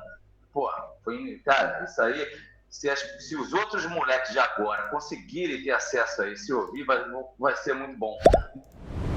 Mesmo que eles não tenham vivenciado, mas ver o que a gente viveu, eles nunca vão viver na vida. Entendeu? Galera, o projeto agora é lançar o século XXI, um EP com 5 músicas do Overdose para comemorar os 40 anos da banda. Então fique ligado aí que a século XXI, a música já está prontinha, falta só o Mr. Bozó gravar. Poxa, legal. Que é boa, hein, essa música, hein? Eu já ouvi. Só você conhece. Beleza e tal, valeu. Legal. Galera, não, só vai pegar. Mais uma vez, muito obrigado de coração, tá? Uma satisfação tê-los aqui no canal, que é pequeno ainda, a gente está começando a divulgar ainda, tá pouquinho, pequenininho, mas aos poucos, com o compartilhamento, né, a divulgação dos amigos, a gente vai crescer, tá? E desejo a todos vocês sorte. A Iutasa, esqueci de falar da Iutasa, né? Como é que tá a Iutasa aí, o Marcelo, o Marcos? Fala aí, Marcos. Em breve teremos um primeiro lançamento e um primeiro clipe, e aí fudeu. Tá certo, tá.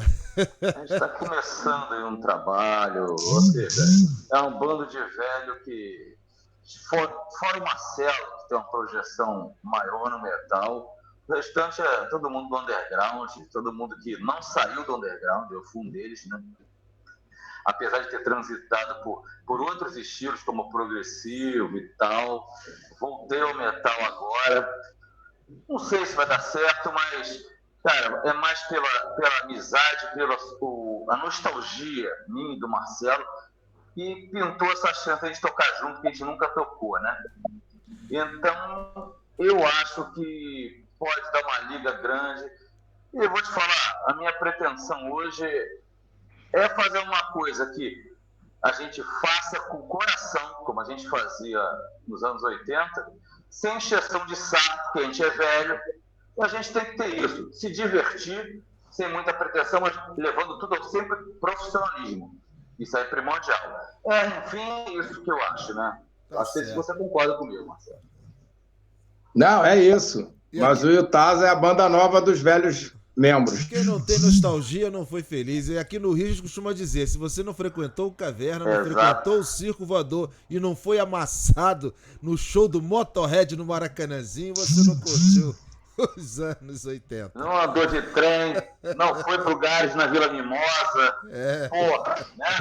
Não foi pra São Jorge Meriti, não sabe o que é. Não sabe, Se não. fuder, carregou Micassi no trem. Valeu.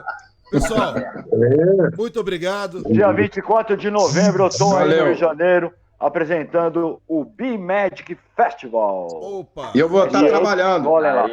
Valeu. E eu vou estar também. trabalhando nos 2 dias. No do Batalha e no Pompeu eu vou estar trabalhando.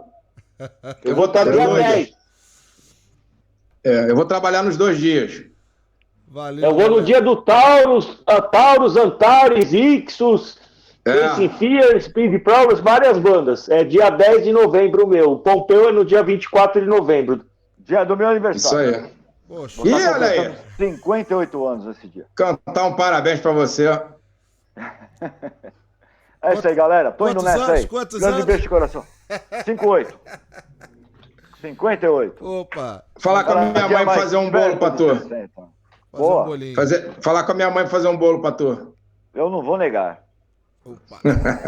Fazer um pão de queijo, pode ser. Cláudio, Opa! Ricardo, Pompeu, Lagos Opa! e Marcelo. Grande abraço a todos. Uma ótima noite. Muito obrigado. Galera. Obrigado. Valeu de coração. demais. Valeu, Tchau, tchau. rapaziada. Zumbi. Valeu.